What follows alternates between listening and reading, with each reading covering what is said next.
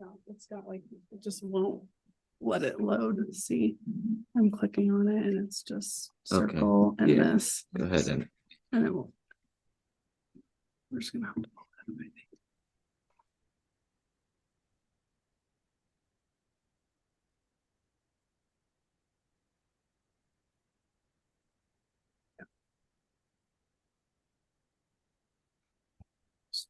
Okay. I'll load it up. Okay, thanks, Jake. Is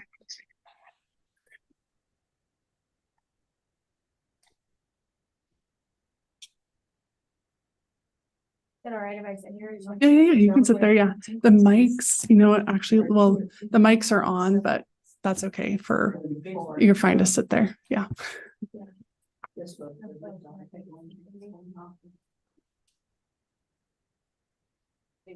Going to two, 3,000, 1,000, 1,300. Yeah.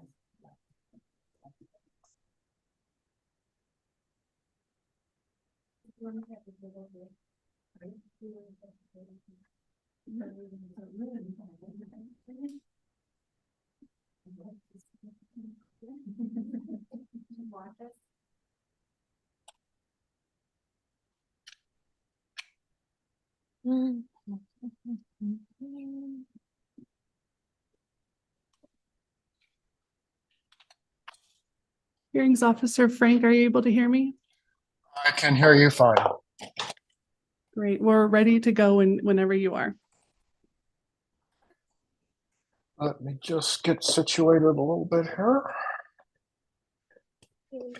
All right, looks like the recording is going. Yeah. Is that correct? Okay. The recording is in progress. Is that correct? Yes.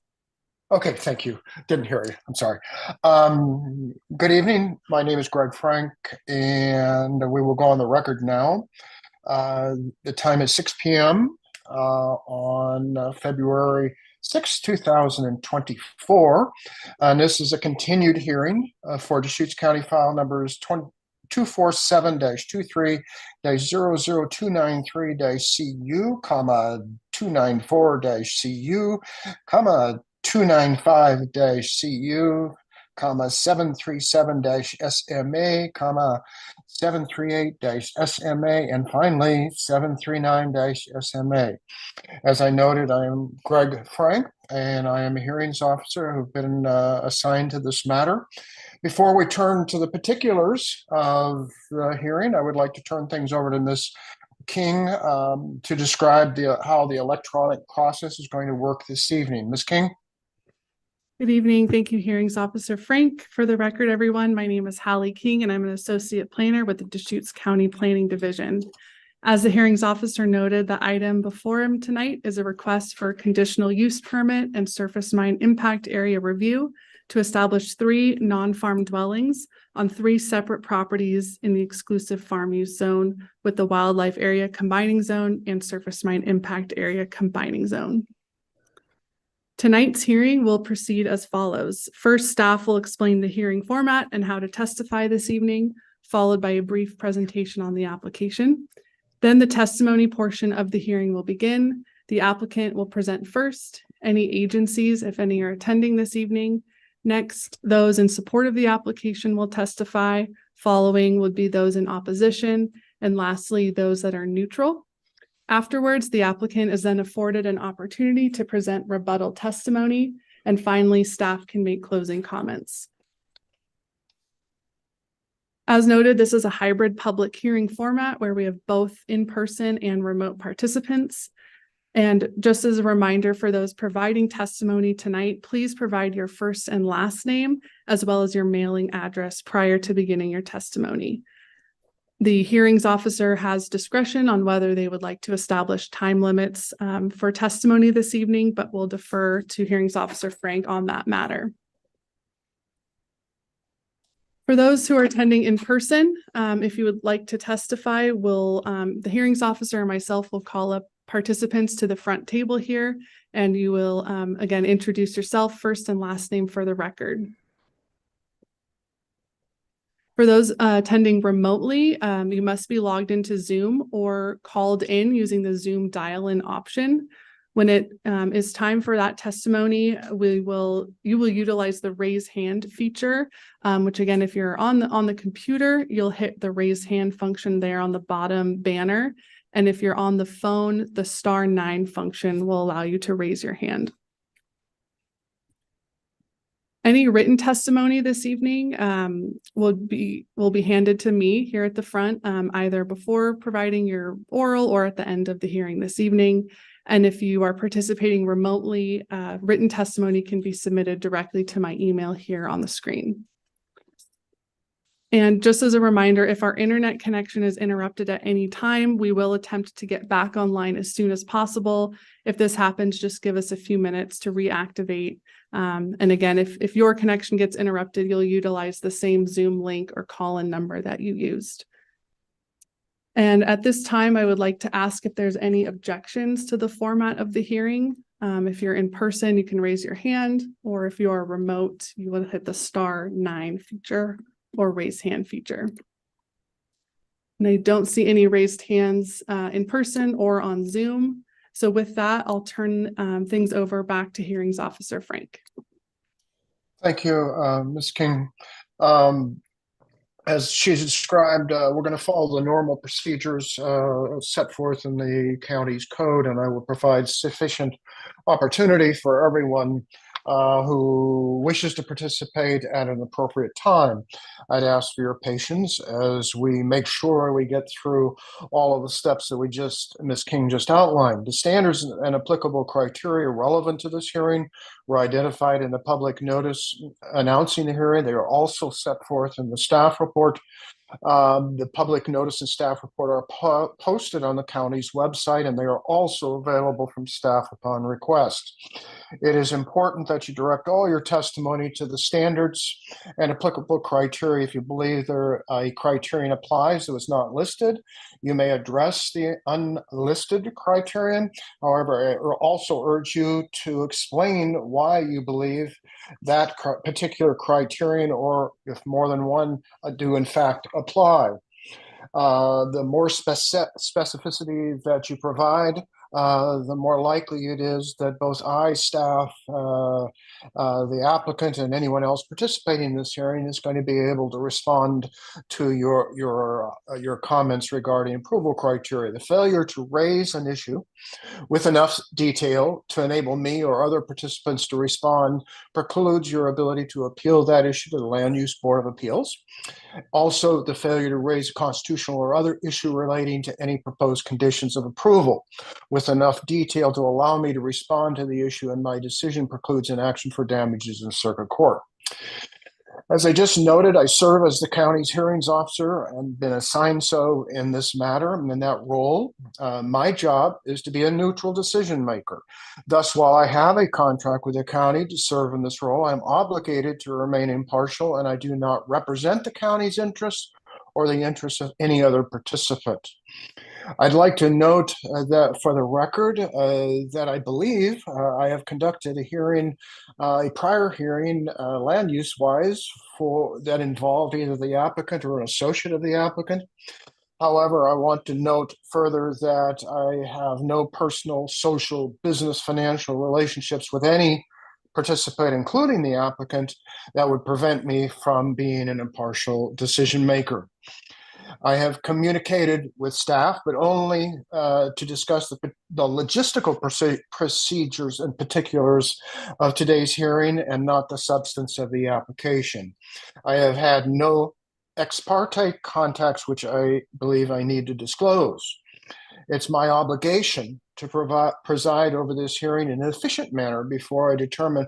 Well, actually, I'm going to look real quick. I see 5 participants online. Ms. King, how many folks does it look like we have in person? So we have 5 members, 3 in person and 2 remote on the applicant's team, and then 1 additional member of the public in person. All right. At this point in time, then, I'm not going to set any time limits. when I don't set time limits, I always caution anyone who offers testimony that testimony that affects or impacts my decision in any case is testimony that relates to relevant approval criteria. And so all I'd ask is that if you have a long testimony, a bunch of testimony, that you keep it to the approval criteria. And if I hear it once, that's usually good enough. Hearing it twice, maybe there's some benefit, but hearing it multiple times does not make that matter any more true or false. So please limit your testimony as directed. Before we begin the formal portion of the hearing, I'm going to ask if there's anyone in the audience, that includes online or in person, that wishes to challenge my ability to hear this matter or to challenge the county's jurisdiction over this matter. Ms. King? There are no raised hands in person or on Zoom. All right, so I'm going to proceed as if no one's objecting to my participation in the hearing. I do have one more matter, and then I'm going to turn it over to Ms. King for the staff presentation. Anyone during the course of the hearing may request that the record of this case remain open beyond the end of the oral portion of the hearing today. If you do wish the hearing to continue, or excuse me, to submit additional information, we will discuss that at the end. But I would ask that you, during your testimony, say, I would like the record to remain open, or something like that. I can figure it out. I won't talk about the logistics, nor will Ms. King talk about the logistics if such a request is made until the end of the hearing. So I suggest you either stay to the end of the hearing, or you go back and review the recording to determine the logistics of any open record period. So with that, I'm going to turn it over to Ms. King. Ms. King will be given the staff presentation. Following the staff presentation, I would ask the applicant to be prepared to give the applicant's presentation. Thank you. Ms. King. Thank you, Hearings Officer Frank. So again, the subject properties that we're discussing this evening are shown here on this aerial image. There are 3 separate parcels addressed off of Northwest Lower Valley Drive, approximately 5 acres each. The properties are about 2.5 miles north of Highway 126 and 7.5 miles northwest of the Redmond city limits. This area of the county is generally known as the Lower Bridge area. And as you can see on this aerial, there's some large irrigated pivot fields and other farm uses in this general area. And the property, again, the property base zone is exclusive farm use, and it contains the wildlife area combining zone and surface mine impact area overlay. So again, just to reiterate, the request this evening is to establish a non-farm dwelling on each of the properties, which is a conditional use in the exclusive farm use zone, in conjunction with a surface mine impact area review for each dwelling. There's a surface mine site about 1/4 mile to the northeast, which is what's triggering the surface mine impact area review. And then as part of the conditional use application, the applicant must address the wildlife area combining zone standards that has specific dwelling siting standards that they must meet. And the wildlife area is associated with the Metolius deer winter range. And as part of the wildlife area combining zone, which we'll get into in a few, essentially the applicant has to demonstrate that the dwelling is within 300 feet of a private road, public road, or recorded vehicular access easement that existed as of August 5th, 1992. And the applicant, I'm sure they'll discuss, they've included evidence in the record asserting that there are some historic roads on the eastern side of the parcels, partially on and partially off, that they believe satisfies the August 5th date, and therefore establishes where that 300-foot building dwelling envelope is initiated from. And the staff report, as the hearings officer will see, highlights a few key issue areas. Again, the main one being that staff was unable to come to a conclusion based on the evidence in the record that a qualifying road existed in the locations the applicant asserts as of that August 5th, 1992 date. Staff has included some other aerial photos dating back to 1985, in addition to those that the applicant has provided. Second, the applicant also proposed an alternative building location, which is also included in the record. And as part of this, they're asserting that this alternative siting, utilizing a western roadway, affords equal or greater protection to habitat values and migration corridors. And there's language specifically in Deschutes County Code 18.88, which essentially allows the applicant to request an exception to the 300-foot siting standard based on, again, the demonstration that habitat values and migration corridors are afforded equal or greater protection through a different development pattern. Staff has also identified in the staff report an issue area specific to the soil study for tax lot 100 and 200, which are the two northern lots. And specifically, it's not clear to staff how those properties are comprised predominantly of class 7 and 8 soils. And this is important as it's tied to the suitability test for non-farm dwellings in section 18.16.050. Again, staff includes more detail in the staff report, but this is another area we've asked the hearings officer to make specific findings on. And I do briefly want to go over some record additions since the staff report was published. We've got some additional supplemental information from the applicant, some supplementary topography maps. And again, on January 10th, the applicant provided the alternative building location site. Staff has received, as of now, let's see, I've got my email up, as of now, 4 comments from the public in support of the application. If any more come in during the hearing, we will get those uploaded to the record. Staff received 2 comments from the Oregon Department of Fish and Wildlife expressing concerns about the ability to meet the wildlife dwelling siting standard based on the road, the historical roads requirement. And again, the latest received on January 30th is responsive to their alternate siting, building envelope siting location. And lastly, staff issued a memo to the hearings officer ahead of tonight's hearing, summarizing the additional information provided by the applicant and requesting the hearings officer make specific findings on that issue. And just as a reminder, all record materials received will be published and uploaded to the record website linked here and included in the notice of public hearing and staff report as well. And with that, that concludes my brief oral staff report. Happy to answer any questions from hearings officer Frank at this time. Ms. King, I'm not sure you have to answer these questions or issues at this point, but I want to make sure that folks understand what I have seen. First, I reviewed the record as of noon today, and so I think most everything that you referenced on the last slide, I think I've seen. But certainly it includes so that the applicant and anyone else is aware. I did review briefly the ODFW most recent submission. And so either now or during your closing comments, and certainly during the applicant's testimony and anyone else who wishes to refer to it, I am interested in generally the interpretation of 1888-060, I guess B1 and C, but mostly B. You've referenced, Ms. King, that there is an exception, and if you can expand on what you believe to be the exception, that would be helpful. And like I say, it doesn't have to be at this moment. You can wait until the testimony's done and do that during your closing comments.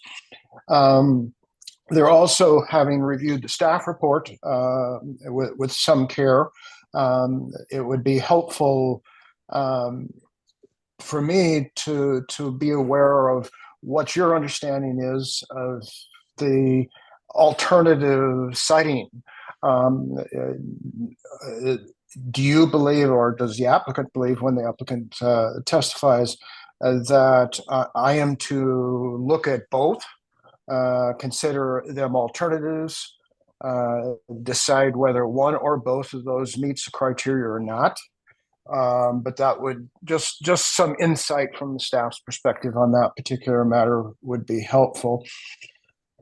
And it's certainly something that staff has requested I look at more carefully and provide findings is regarding evidence or argument on the unsuitability standard just generally. But in addition to that, how the potential, and I guess my biggest concern is how the potential dwellings that you referenced in the staff report, which I believe was 30, but please don't hold me to that number. But it seemed like a number in that range. The potential dwellings were going to affect the land use pattern of the area and the potential impacts on nearby or adjacent farms. So those are issues that when I reviewed the staff report, when I reviewed the applicant's most recent burden of proof statement, and most particularly the ODFW comments of, I guess it was January 30th. Those are the kind of issues that I'm concerned with. So you can assume that those are either questions or just requests for some time during the hearing. So I'll give you time to respond to that. If not, I'll move to the applicant. Yeah, thanks, Hearings Officer Frank, and I'll certainly provide any additional feedback during closing comments, but that's great for information for the applicant to address as well as part of their testimony. Okay, thank you. This will be the time and the place for the applicant. First name, last name, give us a mailing address, and it'll be yours. Thank you. Lisa Andrak on behalf of the applicant with Fitch and Neri PC in Redmond at 210 Southwest 5th Street, Andrak, ANDRACH. I'm here on behalf of the applicant today to present their position on those issues that you outlined. And in order to do so, there's a lot of already some written material in the record. And I want to address some of that, but I also want to turn to some experts that we have here today. And in order to not restate what's in the written record, I think I'll defer to them on a lot of the questions that you had regarding the suitability. We have a soils expert here to address the soils for the property, as well as someone regarding the roads and a habitat expert. So, but the applicant is proposing 3 additional dwellings in the valley. That's 3 separate applications, so it's 1 dwelling per application. So it's a consolidated hearing and a consolidated process, but they are individual applications. And one thing I wanted to respond to regarding the development pattern question that you had was that each dwelling that would be proposed in the area would need to be analyzed on its own particular merits. And so just like we are going through a number of questions and applicable criteria here today, those other dwellings that may potentially could possibly be developed, there's no certainty that they ever would be, and that the approval of these dwellings would ever influence additional dwellings in the area is not likely. Every dwelling would have to be approved on its merits, either as a primary farm dwelling or as a non-farm dwelling, and go through the wildlife overlay analysis and the SMIA analysis in addition to just the EFU. So there's no slippery slope, I think, in improving an individual dwelling in an application when every dwelling has to have its own analysis and meet certain particular criteria of the code, which are not easy to meet, which is why we're here today. So I don't think that if these 3 are approved, that there's any open door that would happen with 31 new dwellings being sited in the area, especially since most of the area is already in productive farm operation. And so converting any of those lands into a non-farm dwelling would be difficult to do if it's productive farmland. And the other, the ones that have the ability to have a primary farm dwelling most likely already do. And so with that, other parcels they may have used to satisfy the income standard that was required for maybe the primary farm dwelling that they already have, those other parcels would be disqualified from being used and eligible for another primary farm dwelling. So there are a lot of reasons why there's restrictions in adding additional dwellings to the area. And I think the development pattern over the years has been pretty steady and slow, and there haven't been a whole lot of new dwellings approved. And I think that the development is probably maxed out at this point as to what is needed and desired in that area. these are three parcels that still remain not in productive farm operation and have no real other viable use to the area or the region other than to sit vacant or to be used for housing, which we definitely need in Central Oregon. With that, I'm going to turn the applicant's presentation over to Brian Raby. He's the soils expert who walked the ground and did the analysis that's in the record for these three properties and address more about the suitability of the soils and the classifications of the soils. But I wanted to also highlight that while there is a presumption that soils that are class 1 through 6 are generally suitable, it is a rebuttable presumption. And here, I believe Brian's testimony, both in the record and what he's going to speak to tonight, demonstrate that the presumption of suitability, even for any class 6 soils that are contained on the property, would be rebutted, and they're not generally suitable for farm use in this region, in that area. So with that, is Brian on the phone? And briefly, Hearings Officer Frank, I do just want to remind folks giving testimony to please state your name and mailing address for the record. And we'll elevate Thank you. Mr. Raby.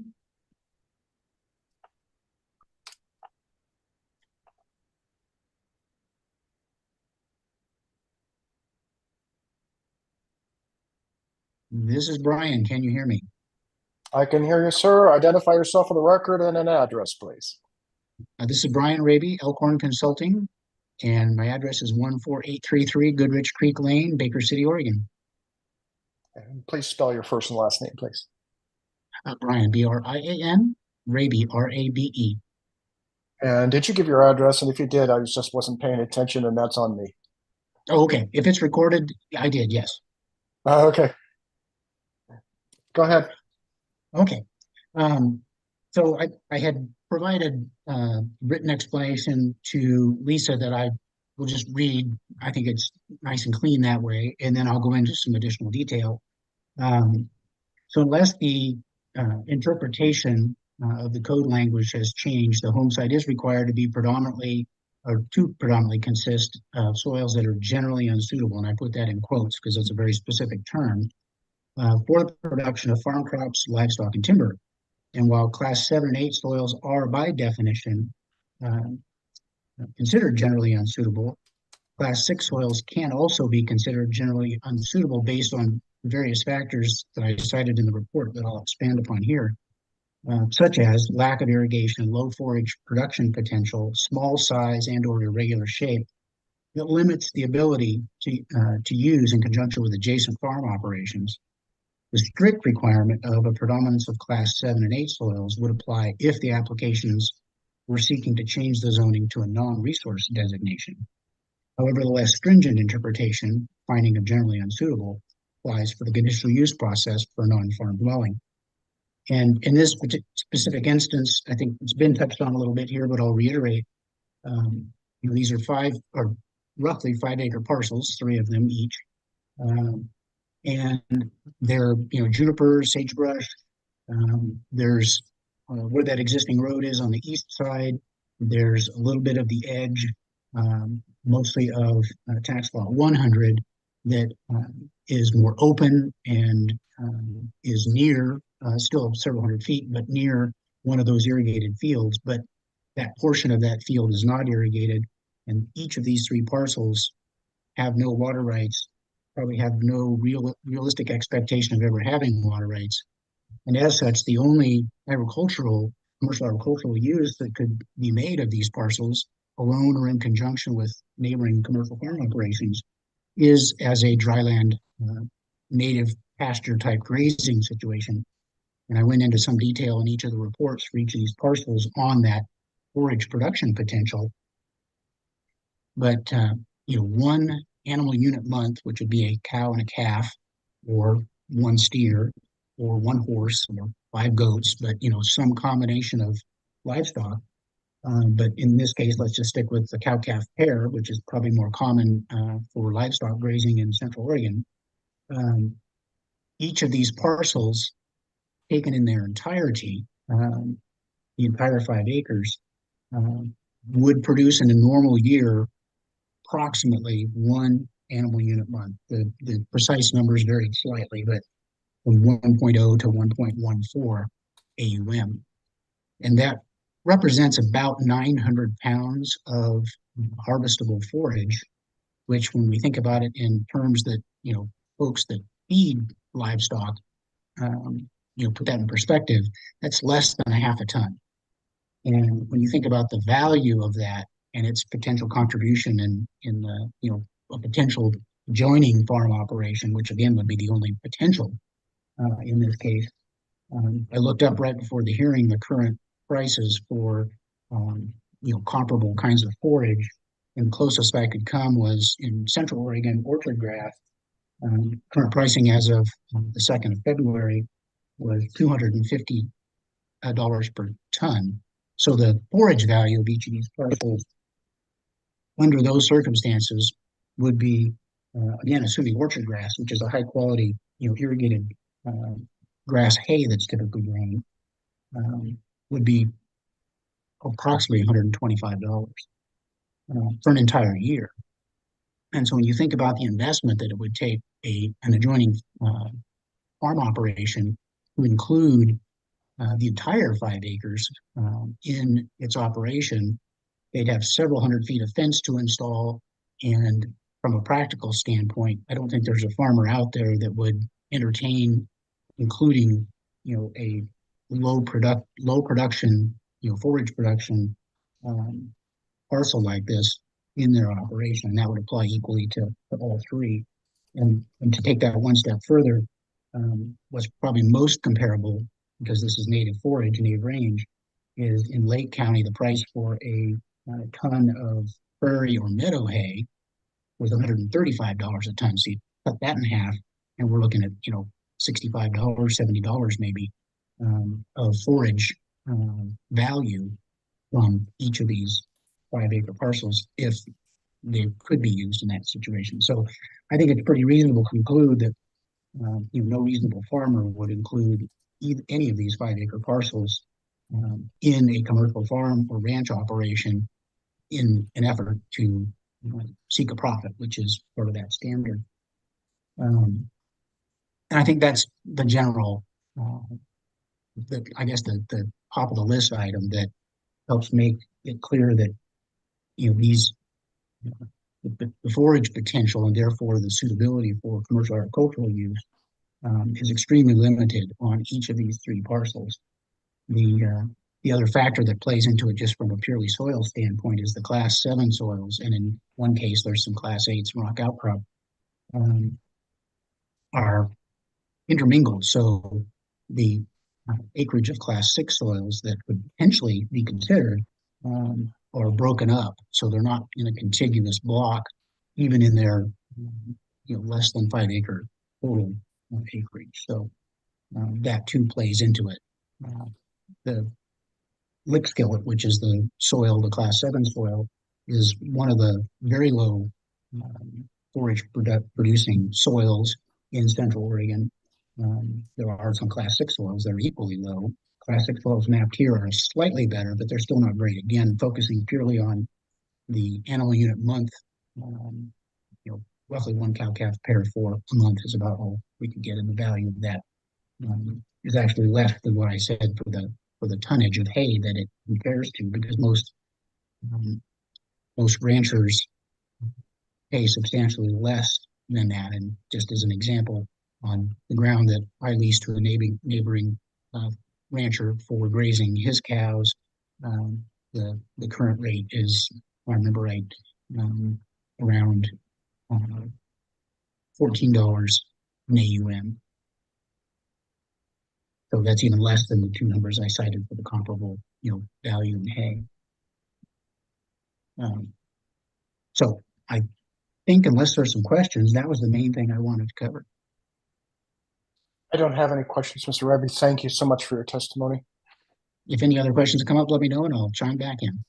Excellent. Thank you. Thank you. Thank you.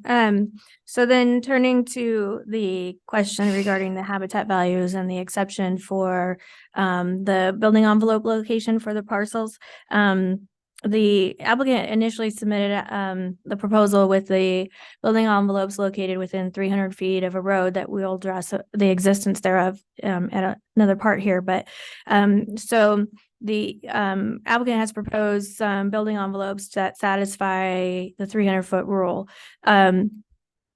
The exception under subsection B1 of 18.88060, I think is an issue of first impression here, as far as I could tell from some of the documents that I received from staff about this rule being applied in other cases. But the applicant has already developed a road that runs along the western side of the parcels, and it's paved, and within that road is all of the utilities that would be necessary to serve new development, new residential uses. So in order to potentially further mitigate any impacts to wildlife, the habitat, and the any migration corridors, the applicant proposed 3 building envelope locations, one for each of the parcels, that move the building envelopes to the west more in an effort to preserve the habitat values and site the dwellings closer to the already improved road where the utilities would be. And that way the residential use, the driveways, et cetera, wouldn't have to traverse the entire parcel to be to the east side of the property where an old road was that is no longer really used for any purposes, but yet would be located more closely to where the actual access point would likely be.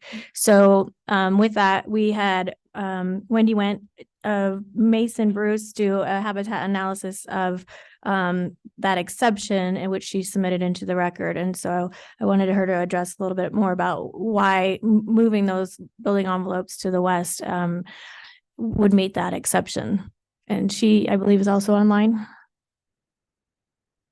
Yeah, we'll elevate Wendy to a panelist, please. Did we lose the hearings officer? And hearings officer Frank, I just want to make sure you can still hear us and you heard the applicant's testimony. It did cut out. I've been able to hear you. There was just an ever so brief blip, but I've been able to hear everything. I just noticed that when I came back, I was muted and unsighted. So I think I've corrected both of those. I'm not sure that's good, but that's what it is. Okay, thank you. Yeah, good evening, hearings officer Frank. So my name is Wendy Wente. That's Wendy Wente. And my mailing address is 11605 Northeast Parrot Mountain Road in Newberg, Oregon.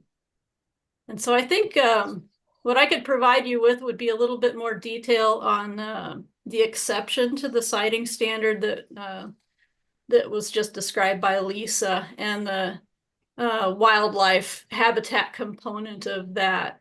So the 18.88.060 B, the exception under that has to do with habitat values. So if you're going to site a house or houses farther than the 300 foot of an existing public road or private road that meets that part of the description of the code, then it needs to demonstrate that habitat values and migration corridors are afforded equal or greater protection through that different development pattern. And so I developed a wildlife habitat assessment. I completed that in November of 2022, and that's in the record. And that was actually to assess the property with the envelopes that were closer to the easternmost road, what looks like the historic road. I'm not going to get into the historical determination of that road. I believe there's another set of exhibits and person to address that. But so what I did then was, after I prepared the habitat assessment, I also prepared an opinion memorandum that discussed the ability to move those building envelopes closer to the westernmost road, the new road. And that's so assuming that the eastern road is there, then can buildings be developed within 300 feet of the western road, and then also comply with that part of the siting standard that was about maintaining the habitat values. And from my take of this habitat, it's winter range, it's mule deer winter range. It is western juniper habitat. It is so the vegetation community out there is pretty typical of the area, and it has a juniper dominant tree species with bunch grasses. All of this is described in the habitat assessment. But one thought about maintaining habitat values would be that if one is siting them within 300 feet of that westernmost road, the newer road, then one potential positive of that is that you're providing a contiguous corridor on the eastern side. So along the road that's the historical road that, from what I understand, it doesn't get much usage, you would have a corridor area that's protected by keeping the houses closer to that western road. And so that provides a corridor for animals. And in particular here, the target species would be the mule deer, but there are other species that are found out there and utilize that habitat type. But it would basically form a north-south corridor that those animals could continue to use to access the agricultural lands that are to the north, east, and west of the site. On the south side, it's primarily undeveloped, but western juniper habitat just extending off the property from there. So I thought that was one potential way that a corridor of habitat is maintained. A second piece I thought about would be that there is a reduction in the traffic related disturbance. So if they were to use the eastern road, let's say the eastern road is the road that needs to be used for access, and you're using the original 300-foot envelopes that are on the east side, then you would have to access that through the eastern road. And in order to do that, the traffic would need to travel a bit farther. So they travel, I estimated it was about 1.25 miles through kind of a mix of habitat and the adjacent farmland before you would reach the turnoff to the winery.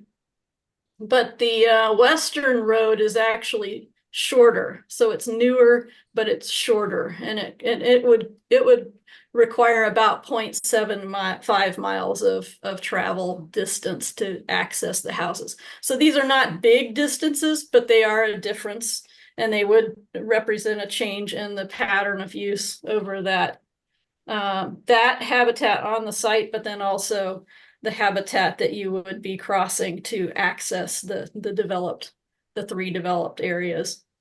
And then finally, another thought on that would be, you would be concentrating disturbed areas, including these new building footprints and driveways closer to the existing operating farm that's just on the north side of the development area. It's not on the development area, but it's north of it. It's adjacent to it. So as people are coming in and out of the new houses, they would be going past what is already a functioning farm.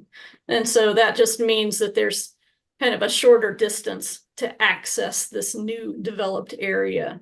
So, and my opinion states this as well. These are laid out in there, but I was just thinking a bit more about this and thinking that, if assuming that the eastern road can be shown to be the historical road, then the western road actually provides a little bit of a benefit to protecting the habitat that's closer to that old road because it's not really used much. I believe ODFW's comment, they were talking about not concurring with the Wildlife Habitat Assessment report's assertion that the dwellings would satisfy that exception. But that report that I prepared was really just a habitat assessment. It actually didn't get into the exception because we weren't discussing that at the time. That is what the opinion memo that's also in the record addressed specifically. So there might have been some confusion there. I'm not sure. But yeah, I just wanted to provide you with a little more detail there. And if there are any other questions I can answer, please let me know or reach out. Thank you. I appreciate very much your testimony. Thank you. Thank you. Sandra? Okay, so finally I have Dirk Jury with Thai Engineering, who's going to speak to the existence of the road in 1992.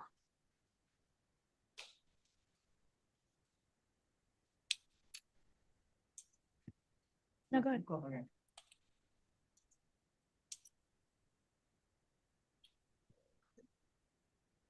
Hello, I'm Dirk Dury. Address is 725 Northwest Hill Street, Bend, Oregon, 97703. Spell your last name for me. Dury, Duryee. Thank you, sir. So I'm a professional land surveyor and a professional civil engineer, licensed in the state of Oregon.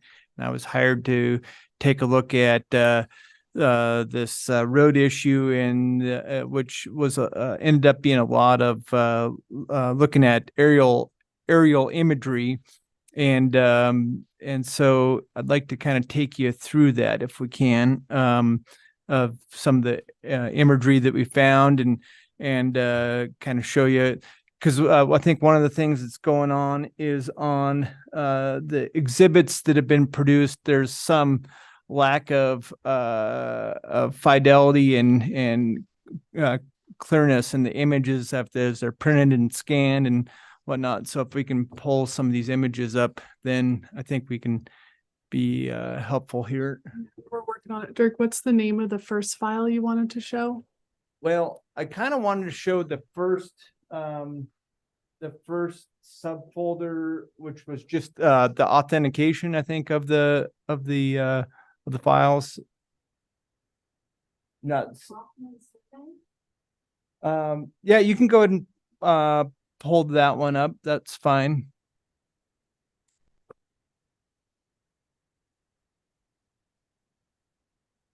So this survey here, I don't have a way of like showing a cursor. You the do, pad? yeah, the trackpad there. I just am not quite seeing it up there. Is there a way to make that a bigger image? I Like don't think so. You can full- zoom in. There's the zoom. full screen?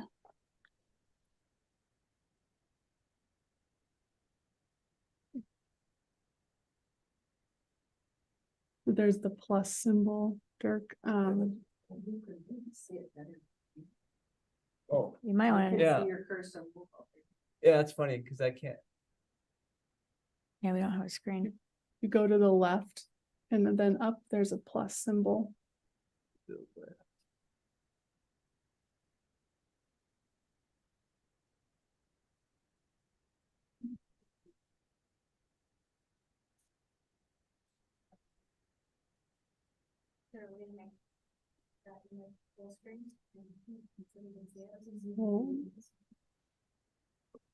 Hang tight, everybody.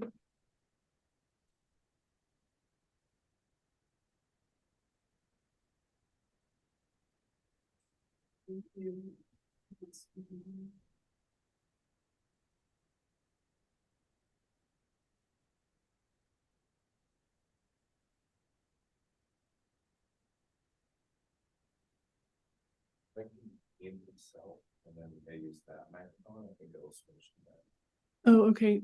Greg, are you able to mute yourself? That way we can just have the folks in Sure. person. We'll be able to promote them.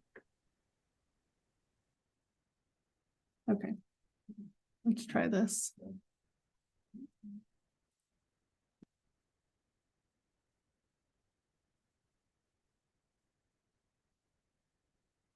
Say something into the microphone here. At the front table, Oh. it says- Oh, yeah, we're trying to get the survey up on the screen. Hmm.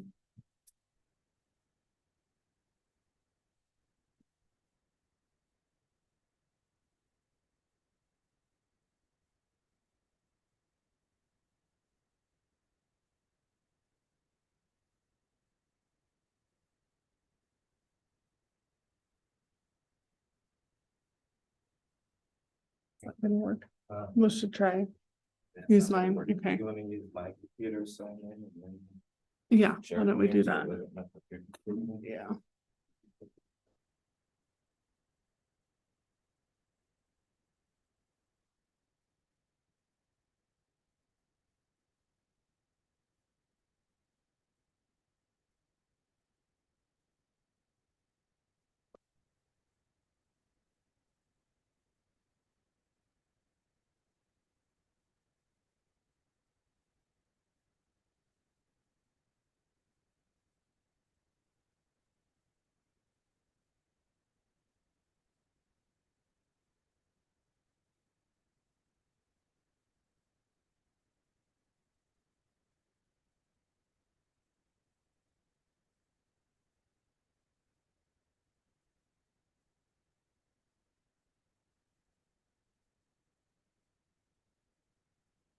Hang tight, everybody. We're trying to get the images here so we can see them.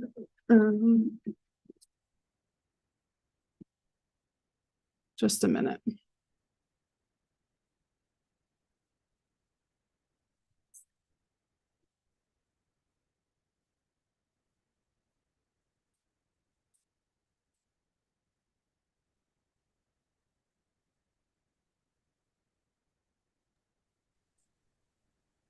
Ms. King, or Mr. Ravi, excuse me, Mr. Drury, are these images in the record already? No, they are not. No. And so you're submitting those tonight? Yes. Okay, that's my biggest concern. I can tell you when I was looking at the one that was on the screen, I could certainly identify the section numbers and in the corners, and there was a big north symbol, and then there was a whole bunch of other lines. All right. Yeah. But I'm good if you put that screen back up and you simply frame a reference to the north symbol or the section line or section numbers. Okay. Tell me to go left or right or up or down, and I will tell you when I'm there. Okay. I mean, if that simplifies things. If not, I'm patient. I will wait for whatever it is that we're doing. Thanks, Hearings Officer Frank. I've just got it booted up here, so I'm going to share my screen. Let me ask.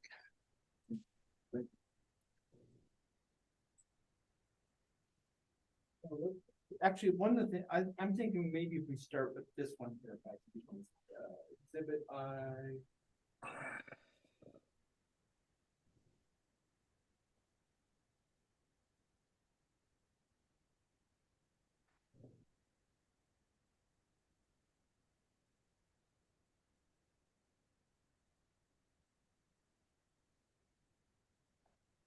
Okay. So I'm kind of switching up exhibits just a little bit, just to kind of frame where the roads are that we're contending are there.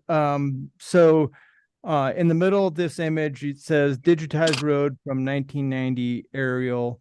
So that road, the green road, what it does is it loops down from some upper rim rock down and around. You can see it's following the edge of a cultivated field. And then on the far right or the north and the east from there's a center pivot from this image. And so it follows the edge of the cultivated field to the north and the east. And then as it goes to the south and the east, that goes up a steep trail. And the red portion of this where how do I describe? Well, it goes up to a crossroads. It describes it as a crossroads. Do you see that? Yes. Yeah. Okay. So, and that portion of it is very evident in a lot of the aerials, and it's a lot, in my opinion, it's very evident because it's not in a cultivated field. The cultivated field is in a situation where it's getting watered and it's getting possibly plowed every year. So it kind of is changing its appearance throughout some of this imagery. So as it goes from the crossroads, there's a road that cuts to the southwest, and there's leaders with a description of surveyed roads. So when we say they're surveyed roads, that we were on the site and we're able to locate the roads as they currently are, to kind of corroborate that, hey, there was roads in these aerials in 1982, and there is roads now in the current current location. So so that's kind of where we're corroborating evidence back and forth between what we're seeing in the in these aerials and what we're seeing today. And just to kind of help clarify too, how we're able to position these roads are just points in commonality. That's why we're on this image here. I'm showing the rock outcropping is one of the points in commonality we're using to kind of establish these aerials and where they are in relationship to property lines and other things as such. Sir, I'm looking at your exhibit. Clearly, if in fact the green line represents a historical road, looks like it goes on to tax lot 100. Is that correct? Yes, I would say that's correct, that it does look like it was crossing over tax lot 100. I'm not sure what the history was back in 1990. They may not have known where the property lines were at that time exactly, and so they may have cultivated over and encroached onto the neighboring property. So yeah, that's a good question. And another thing I want to point out is I visited the site, and where the line turns green, there it's a natural location for a road to be, in the sense that it's as I mentioned earlier, it's going around a cultivated field. There's not any weird rock outcroppings. It's going over obstructions. It's basically what you'd think of with a flat field at that point. It's like I said, just a natural location for a road to go from for a farmer or rancher to want to get from one end of his property to the other end of his property. He's just going around. He's going around his cultivated field, and then he's going up the side hill where I'm showing those crossroads, that leader with a crossroads symbol. So like I said, yeah, I visited the site, and it all makes sense of why the road was here in these aerial images. Okay, my second question, it's a follow-up to tax lot 100. Is tax lot 200? I see the scale, but I don't have my little measuring thingy. It has all the scales on it, and I don't even know if the picture's to a scale, but is the green line within 300 feet of tax lot 200, and how did you determine that? So yes, these images are to scale, I guess, to answer your first question. And so what we were able to do with these imageries is so it's not just a single point like using the rock outcropping. We're using larger points of commonality that are beyond this image to scale the image, so to speak. And so also cooperating with surveyed locations, like the crossroads location too is another location, but we feel like we got the scale probably within several percent accuracy for feet.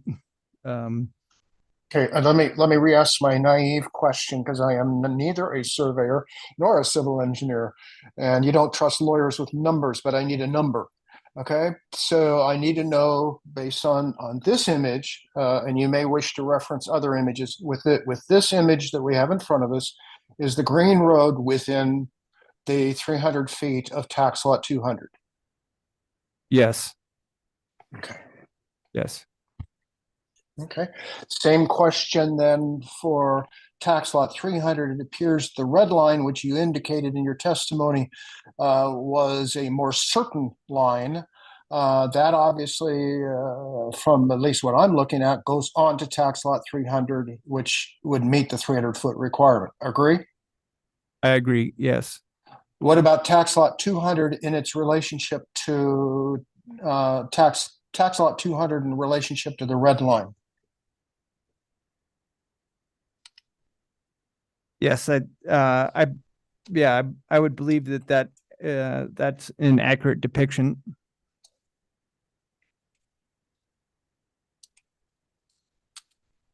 Okay, that's all the questions I had on this image. If you have anything additional, great. If not, you can continue their testimony. And I apologize for interrupting, but once again, it's difficult on first impression to sort of interpret some of these things, and I'm simply struggling to make sure I can do it correctly.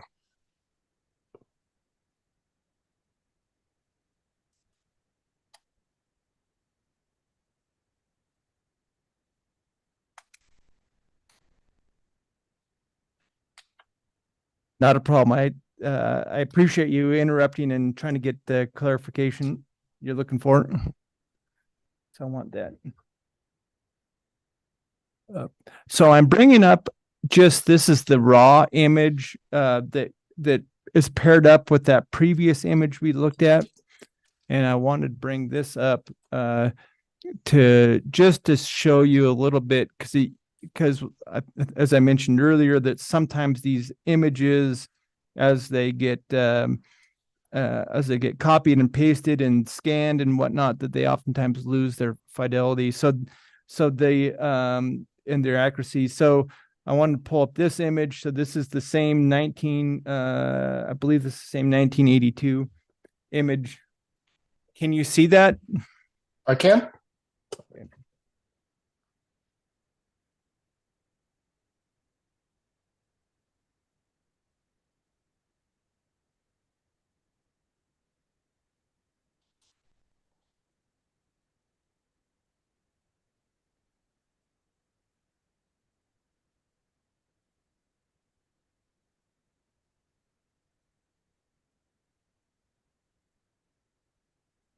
So this image here is a 1985 image, and you can see this road that goes up to what we were calling the crossroads up here. And so that's clear. You can see where it comes down and around the cultivated field. My cursor, it's not moving perfectly, but it's generally going around there. And I'm going to bring up another image.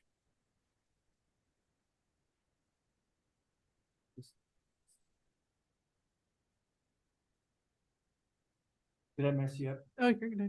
Okay. Give us a second. Yeah. So as you can see, this is a image, and but this is a large area, and so we got to really zoom in here to get to our specific area.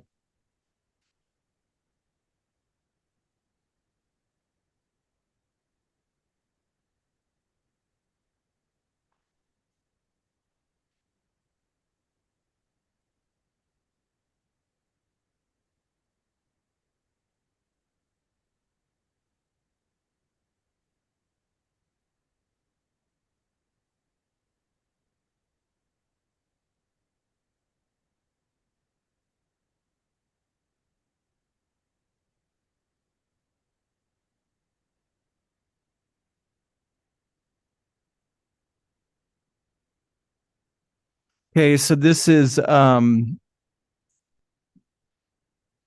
just the raw image of what we used to produce that Exhibit I. And you can see again the crossroads coming down the road, then out and around the cultivated field, and then off to the what I described as a center irrigation pivot. So just wanted to bring this up because I think it shows that road just a little bit better, looping around that cultivated field.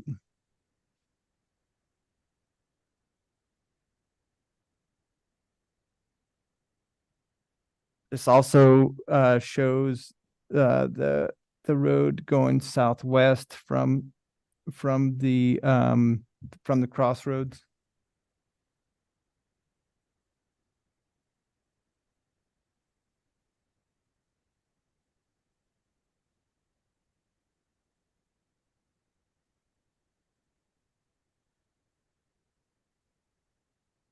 One thing I've noticed is that it doesn't show an 80, this 82, it doesn't show, there's a road that we show on our map and it's not evident in 82 of that. There's an east-west road.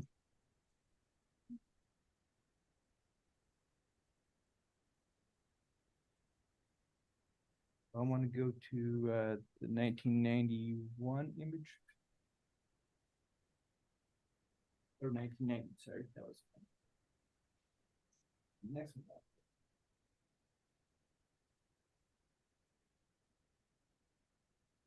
This one's 1990 from USDA. And I have when I received these from the various agencies, they do provide letters of authentication of the date of these. And you can also see in the upper left-hand corner the 7/26/1990 of the date of this photo. Here, it's the date.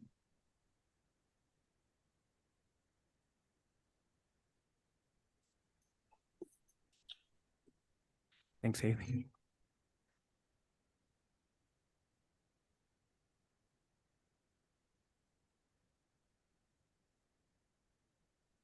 Okay, this is probably a pretty good place here. This is the east-west road that I was referring to that is now showing up in this imagery. And here's the crossroads I keep coming back to, the rock outcropping that I'm coming back to over here. Here's the center pivot that is showing up quite clear that I've referred to a couple times.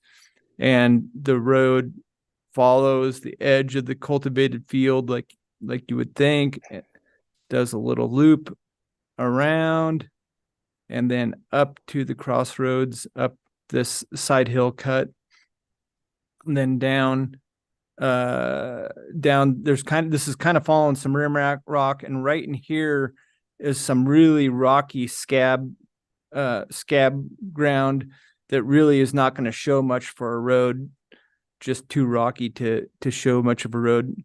It really takes your feet on the ground to see that. But yeah, so this 1991 really, I think, is one of our better images showing this road as it cuts in and around this again, this cultivated field.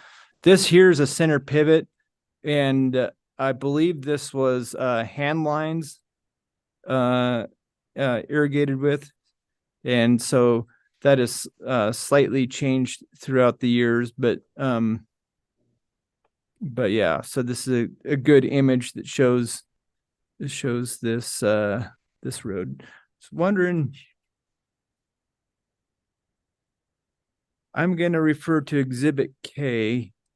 So this is the raw, again, this is going back to the raw image that we received from USDA. And then let's go to the exhibits, up one.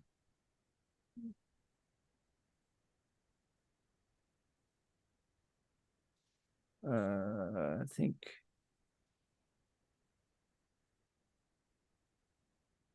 I don't know. Let's just.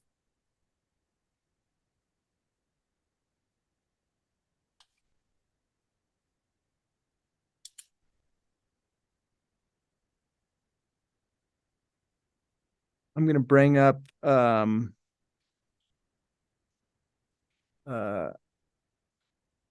this FSA Farm Service map. This is a 1989 map.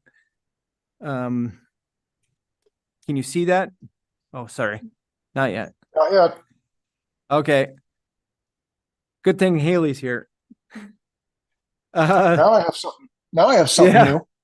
Thank you, Haley. So this Farm Service map, this is showing some here's section 19, 20, 29, 30 section corner. Here's the same pivot, center pivot, definite road coming up here, and they somebody at some point had scratched in some lines here, and those lines could be following some significance of farming, or could be a road.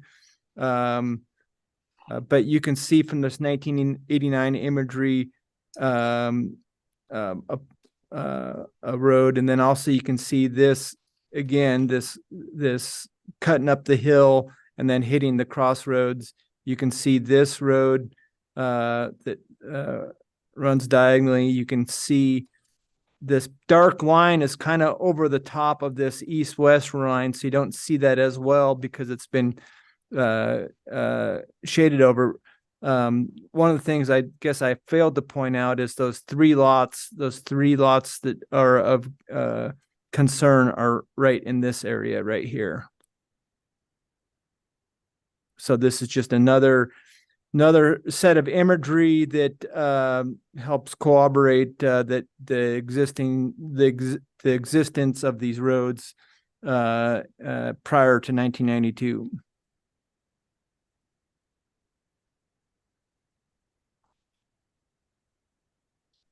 What I want to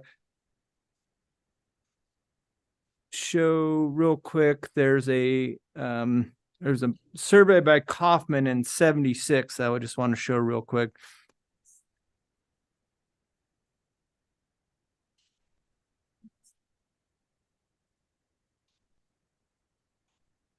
So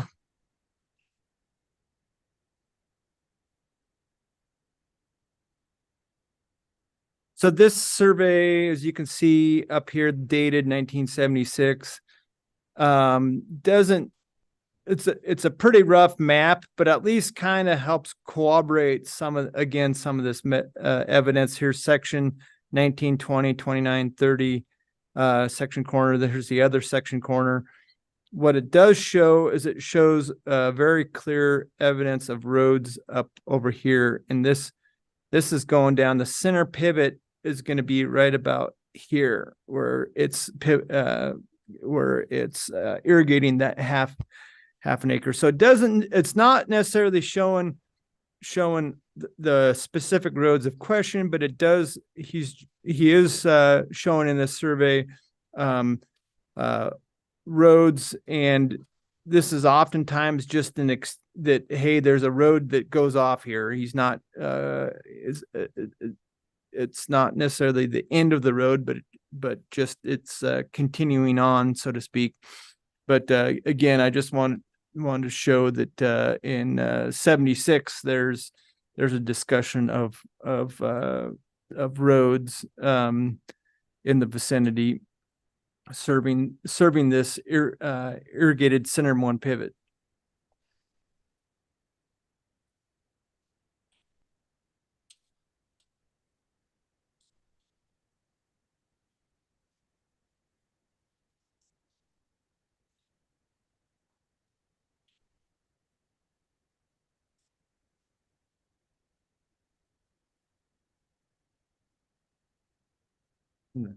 What this one?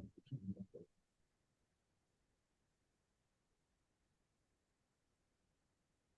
think it would be under exhibits, building areas. Probably the earlier one. Let's go to the one that shows, yeah, that one. Yep.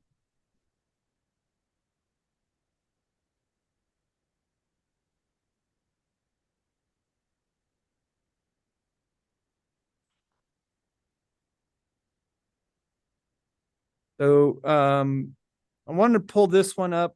Can you see that?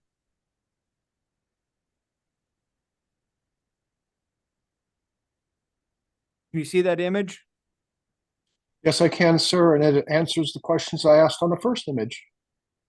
Well, that's why I wanted to bring this up, because I thought that would kind of help clarify this 300-foot question. And so yes, so this map is showing basically those prior exhibit I that had the red and the green lines, and this shows the 300 feet from those roads. And this is just showing that the hatched area is showing the area that's 300 feet from the road, and in addition, meeting the 100-foot setback and the 25-foot setback. So this is, in a sense, this would be what we are proposing as the buildable area.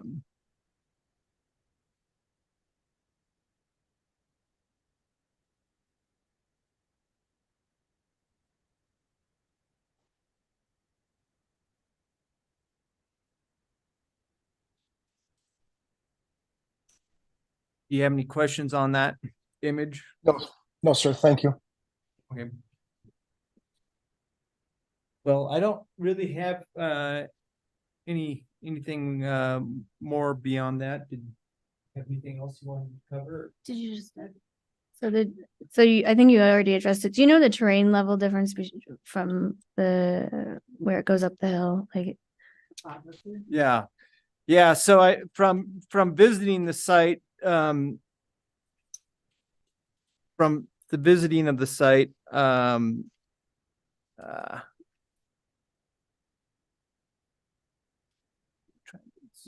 zoom out is what I'm trying to do.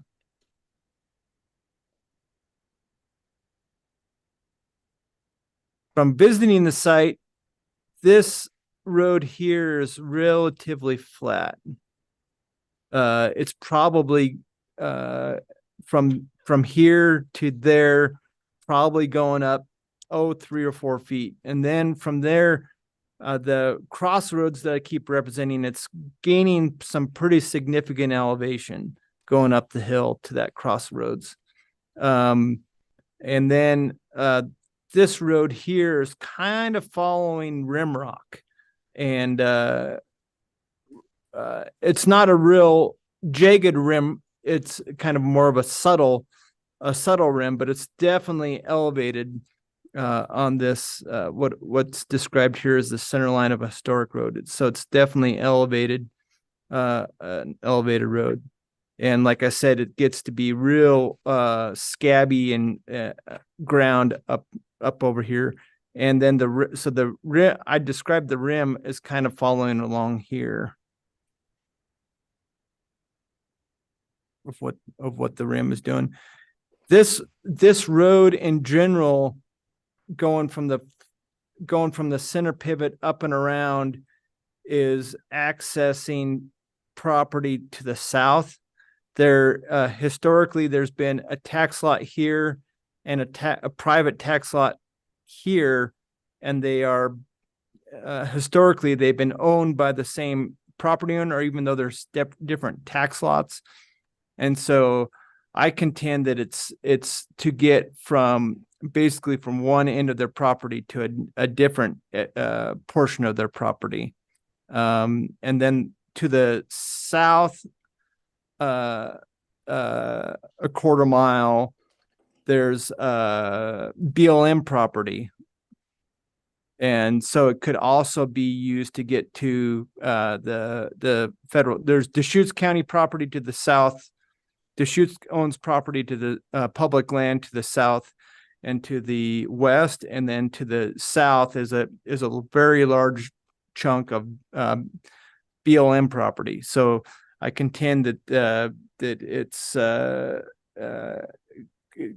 could be a road to get to one part of their property or the other, or also to continue on to egress onto Deschutes County property or onto BLM property. thank you. You have anything you want to add? Okay. So I think that unless you had questions for Dirk, I think that concludes what he was going to present. No, I have no additional questions. Okay. So the applicant is really relying on the citing standard 18.88.060 sub 2, where the applicant can submit evidence that establishes the existence of the private road easement for vehicular access for driveway as of August 5th, 1992, which evidence need not be regarded as conclusive. And so here, although I think some of the imagery in my mind was very conclusive that there was a road at least in 1990 or 1989, we don't necessarily have to have the smoking gun. And I think some of the reasons, some of the imagery is maybe overexposed, or the flat road kind of gets, washed out or whatnot. And so the imagery on it may not be good. It's also dependent upon the time of the year that the images are taken and the height, and maybe for even the purposes of it. But today the road still follows where it would have, following the natural terrain and the purpose for what the road was used for. And I want to reiterate too, your prior question about the slippery slope that could be, could 31 new dwellings be approved if any one of these was approved? Well, any one of these is not necessarily going to be approved just because one of the other three is. And also any of them that have the wildlife area overlay zone would also then have to meet the same burden of proof and this standard of establishing a road that existed in 1992. And as you can see, the imagery is difficult and it's not that great in this area. And so I think doing that in order to establish a dwelling would be very difficult. I don't have anything further, so I'll just save everything for rebuttal. Thank you. When you're thinking about your rebuttal, both you and the county as well, is that the word road gets used a lot. It's been used many times by folks. So I see in, for example, in section C of 060, a private road.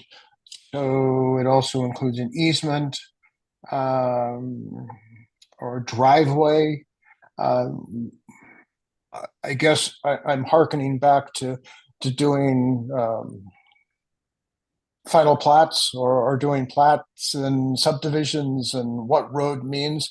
So think about what during your final rebuttal is what level of definition do we use, or what kind of definition of road or easement are we really looking at here? So with that, you don't have to answer that now. You may wish to wait until the end, but it's an interesting concept, because this particular section, the drafting of it, it becomes somewhat perplexing for me in the sentence that you quoted, and that in C2 is that the evidence doesn't have to be regarded conclusive.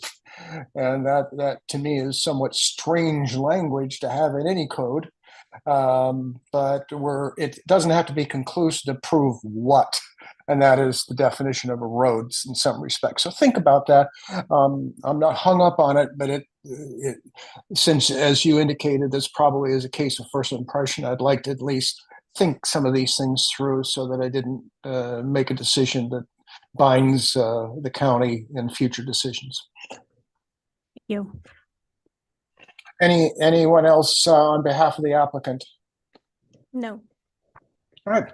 Then is there anyone here representing an agency that would like to testify?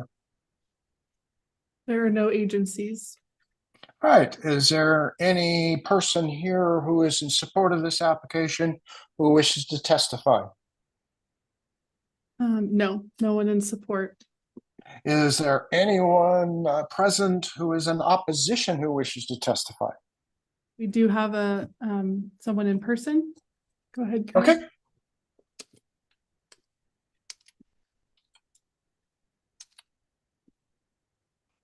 Either one.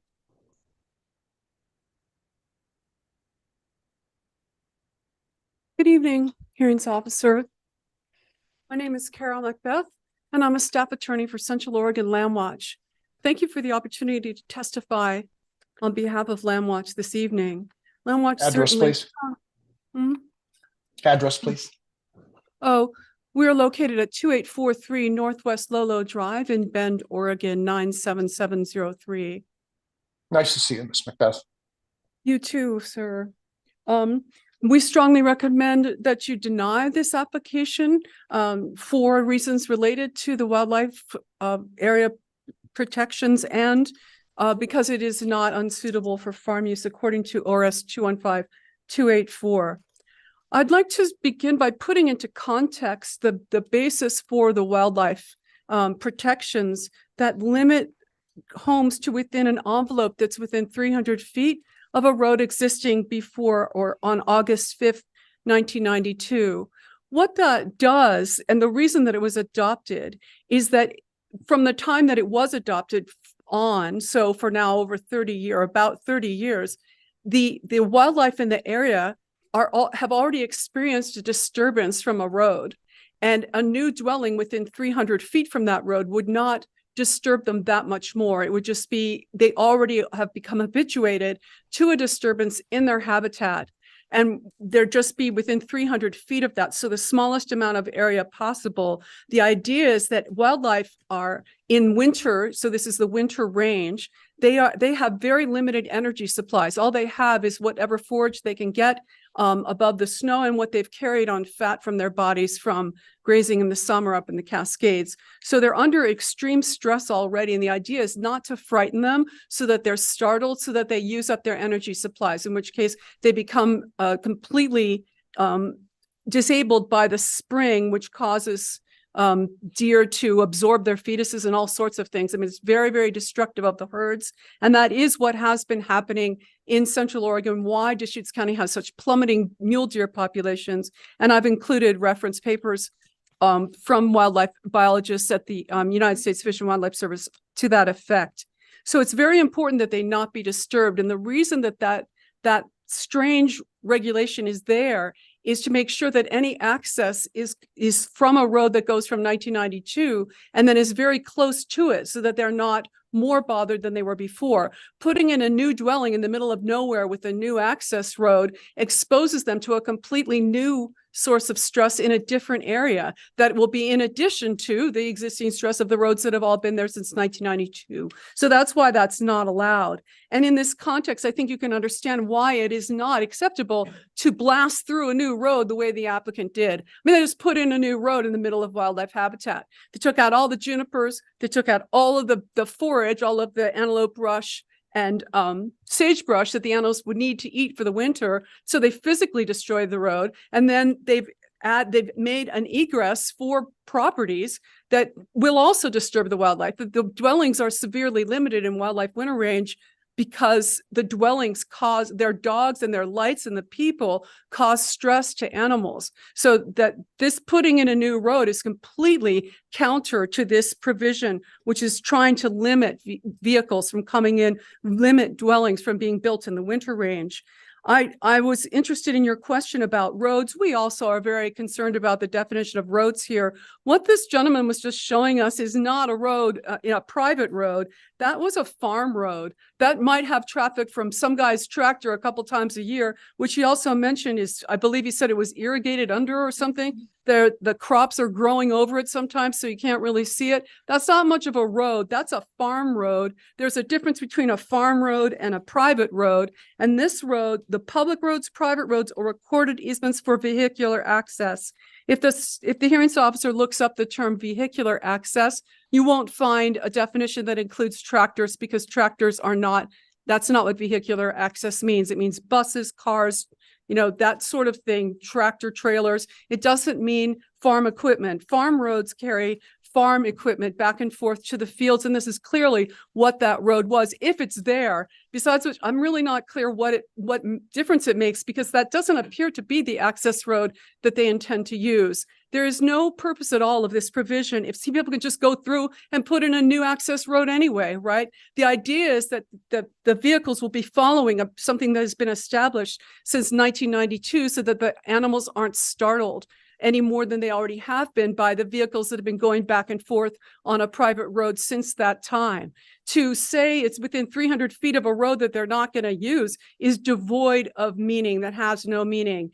And then to the other road, the new road, has nothing to do with it. It's not about being 300 feet from that road. It's about being 300 feet from an existing road.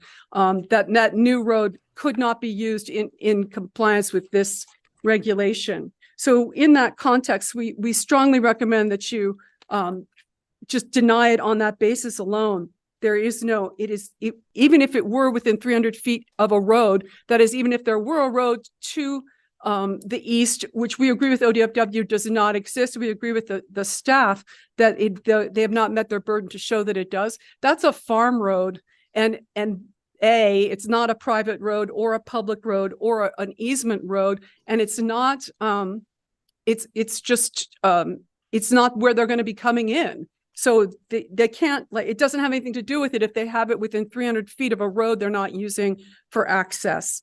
And the second reason we ask you to deny it is that lots or parcels of lots under 215284, Oregon Revised Statutes 215284, a lot or a parcel or portion of a lot or parcel may not be considered unsuitable if it can be used in conjunction with other land.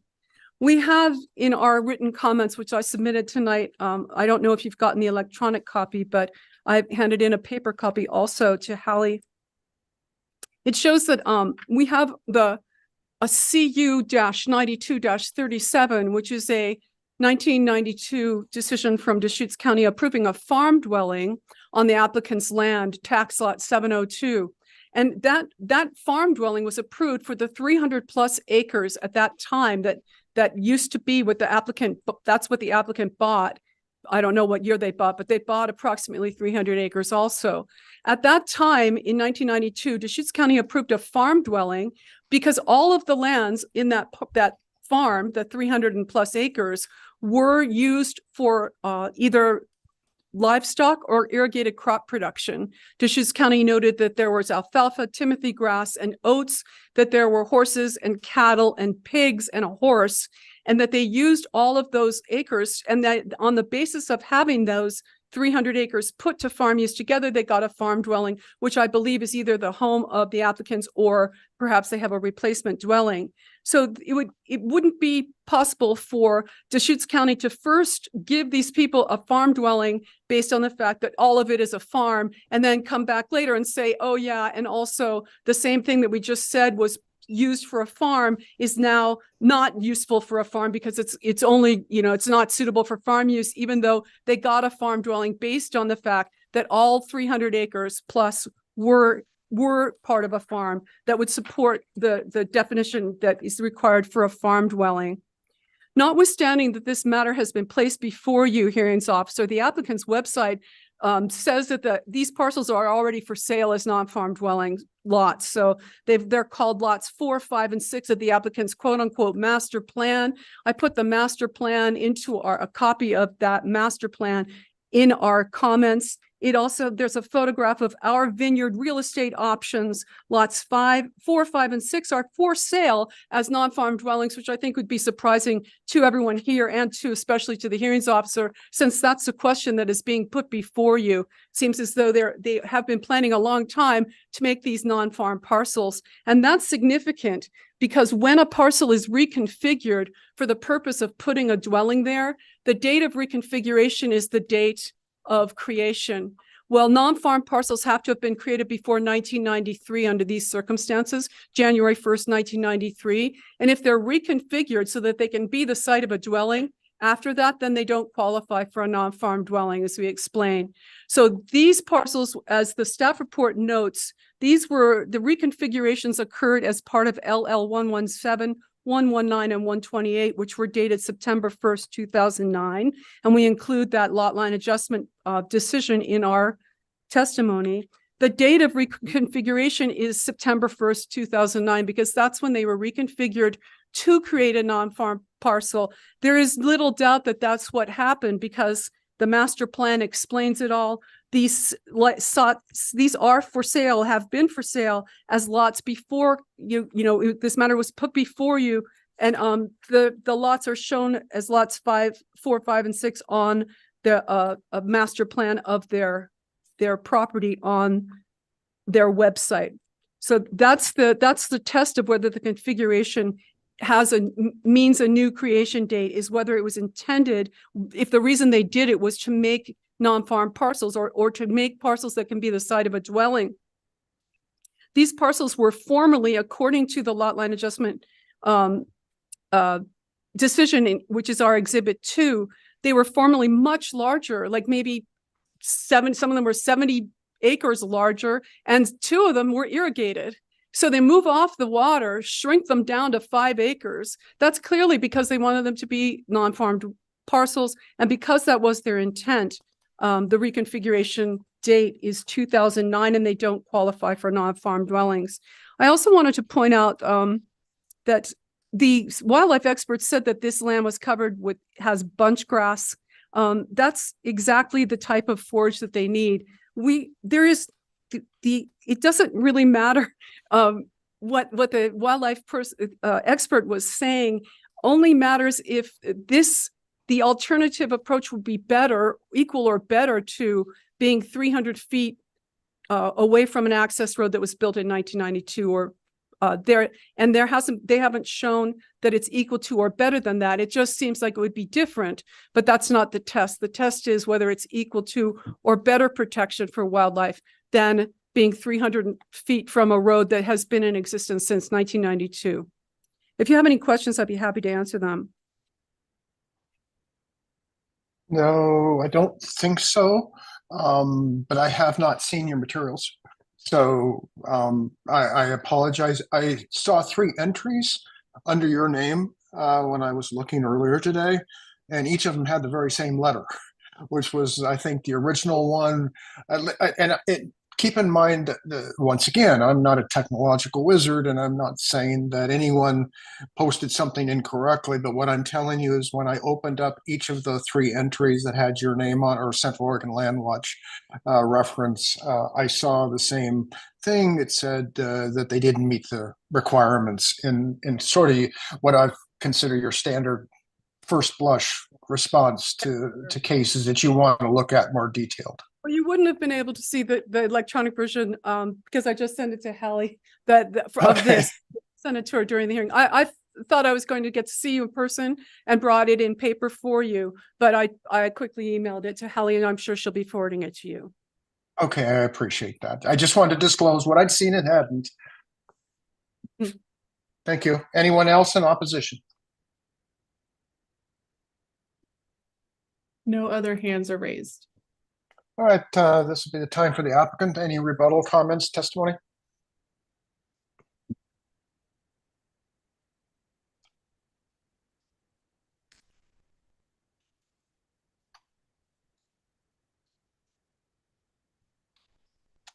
Thank you, Lisa Andrak, again for the applicant.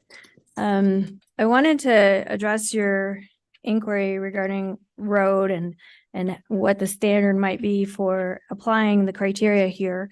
And what we have to do is apply the criteria as written. And obviously the county, when they adopted this code, wrote it in such a broad way to allow for even driveways to potentially be included as something that was used by a vehicle and then could constitute something that would then be allowed to site a dwelling within 300 feet of. So when the county adopted this the criteria that is in the code, it says public road or private road or easements. Easements don't have to be roads. They can be private driveways. And the section 2 of that code, where it says private road easement for vehicular access or driveway, that existed on August 5th, 1992.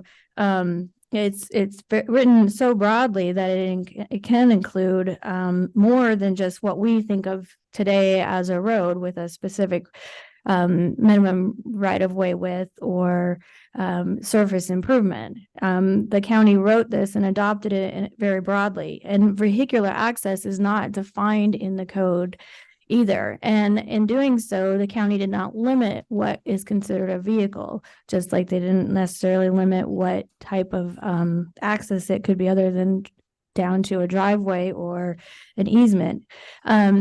So vehicular access is not limited as the opposition has advocated that you have to exclude certain types of access vehicles because those were not the intent. I don't think that you can say the code as written and adopted has any limitation on what a vehicle is here, and the county code does not define what vehicle is or vehicle access for purposes of this code section.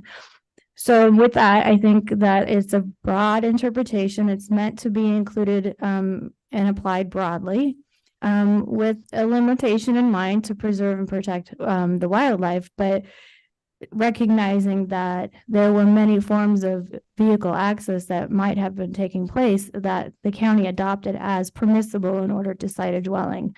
And I think here what has been established is that there was at least a bare minimum a driveway. And a driveway doesn't necessarily have to connect 2 points. It can lead from one point to a dwelling. The easement sometimes would connect 2 points. Somebody might want to traverse somewhere to get from one point to another. And similarly, a road generally is defined as something that connects 2 points. So using a vehicle, we're not advocating that the trail or that the imagery shows a trail or a bike path or just a hiking trail. What we're saying is that it was used for traversing the property for purposes of farm management.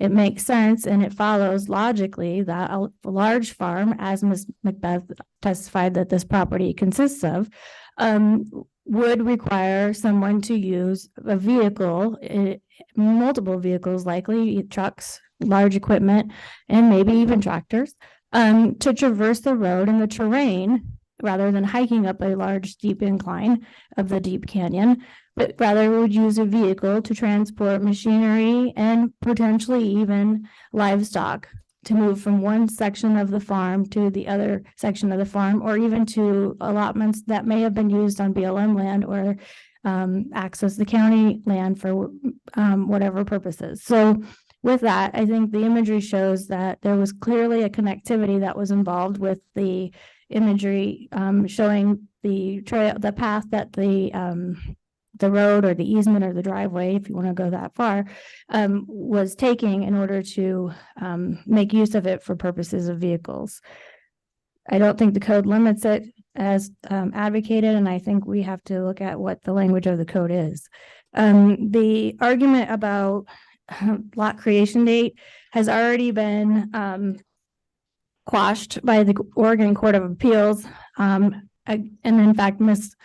Grossman's application was appealed by Central Oregon Land Watch, the advocate here, in Deschutes County file number 247-21-00311-CU, where the appeal was taken all the way up to the Court of Appeals on the issue of creation date. And the Court of Appeals agreed with the applicant that in fact, that a lot line adjustment does not create a new lot. It just merely adjusts the parcels. And so the Court of Appeals disagreed with that argument that was just now presented to you again today in the interpretation of ORS 215.284. And that argument does not apply here because these lots were adjusted. They were not part of a partition. They were not part of a subdivision. That issue has already been adjudicated. I wanted to ask that the documents, the zip drive that Dirk used in his presentation be submitted into the record. And with that, I don't have anything further unless Wendy Wente wanted to add anything about the habitat forage that was addressed by the opposition.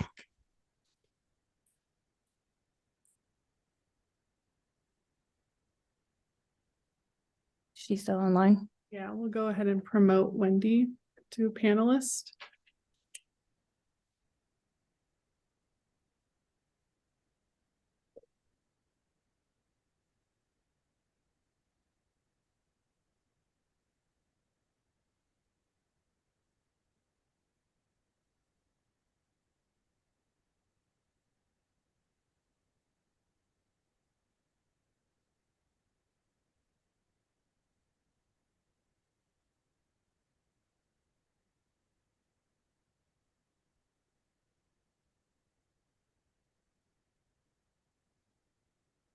Thanks. Yeah, I could just reiterate that there's no argument there that the habitat out there is winter range habitat. So it has the components, you know, that I mentioned, the bunch grass. It is also juniper dominated, but it does function currently as winter range, which is why it was zoned as winter range by Deschutes County. Thank you, ma'am. Thank- Ms. Hendrick? I don't have anything further. All right, I posed a question, which I promptly found it, which I thought I promptly lost, but at the start of the hearing, and it was related to your request regarding the alternative, that we have a road within 300 feet argument or proposal, and then we have the alternative building site. I'm trying to figure out what it is you want with that, and if you want me to decide, make a decision on both of them, one of them. Do you have a preference? I guess that's not really a fair question, but it certainly seems important to me. And then I also asked for potentially additional discussion on the exception interpretation.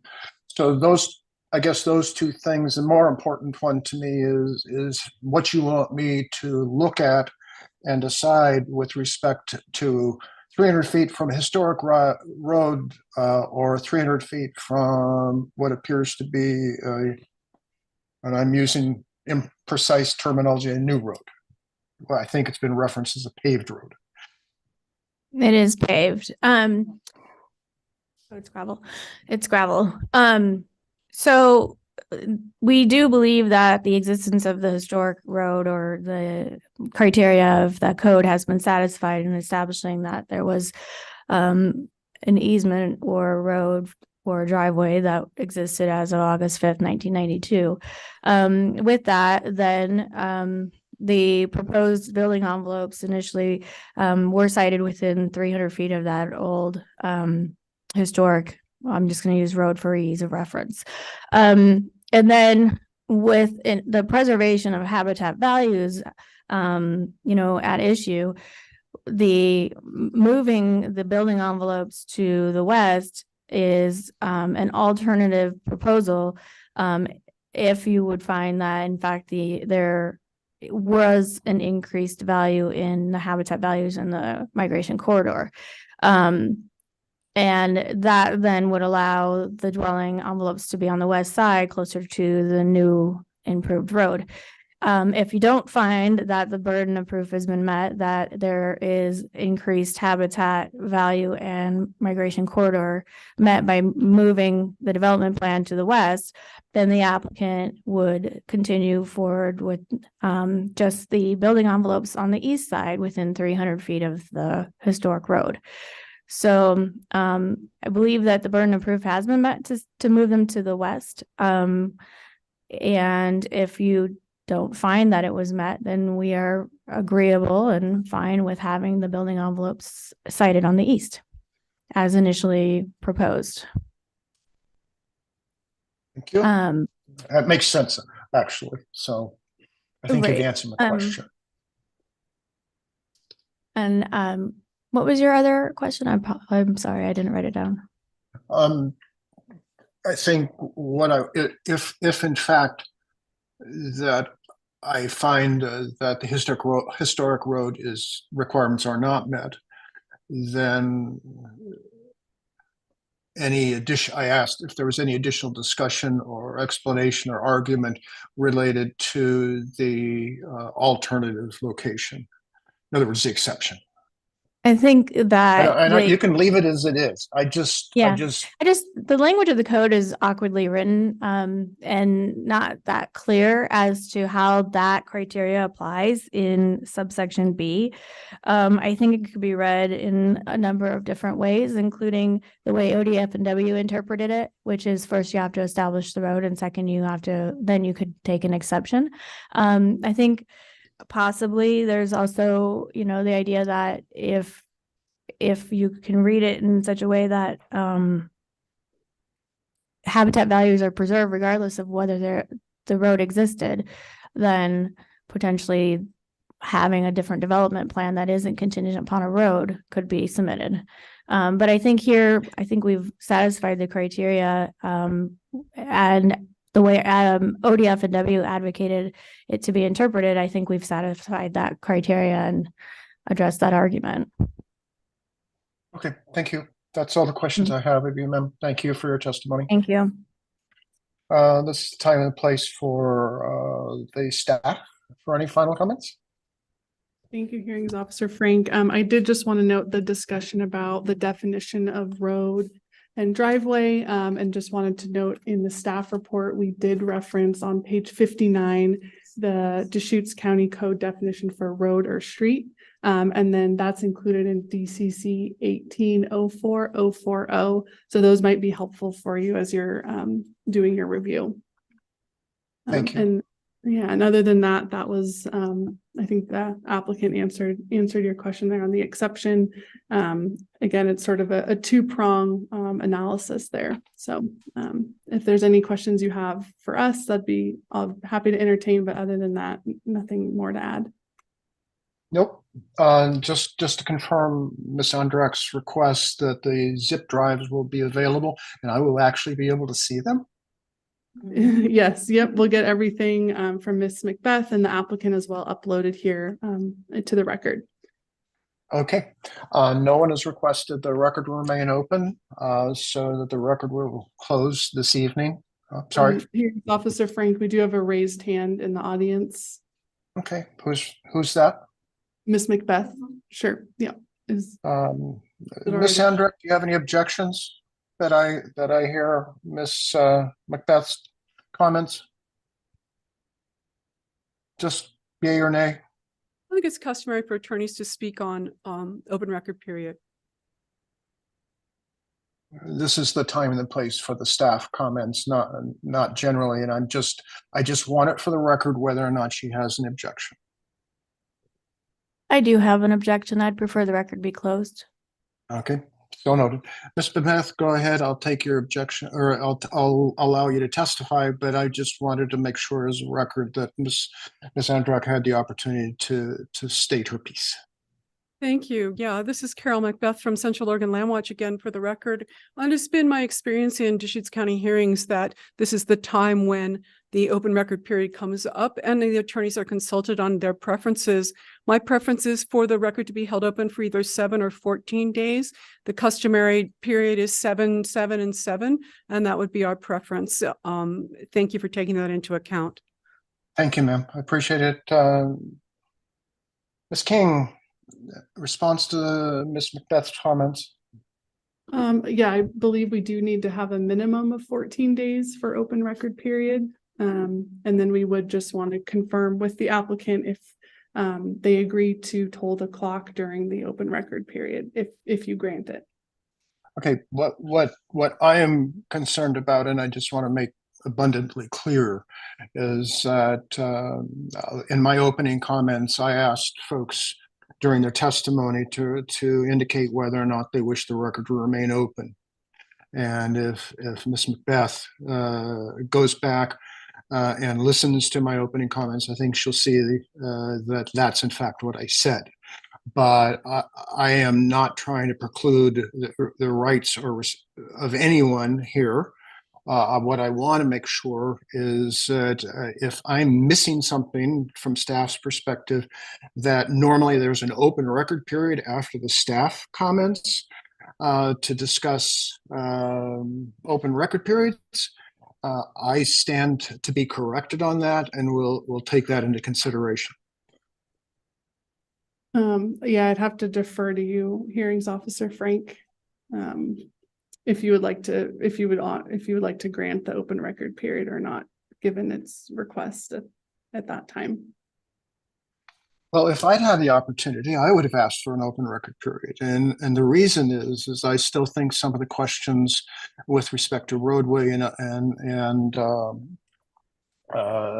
couple of the other issues regarding the unsuitability standard of kind of been left pretty well discussed, but I think that further discussion, since as Ms. Endrek indicated, that the road issue, actually the 1888-060 issue, may be a case of the first impression. So I would have liked to have an open record period irrespective, but I didn't feel it was my place to ask for it. And so I'm going to grant the open record period, and at this time, if you want to check with Ms. Endrek regarding the tolling, you may do so at this time.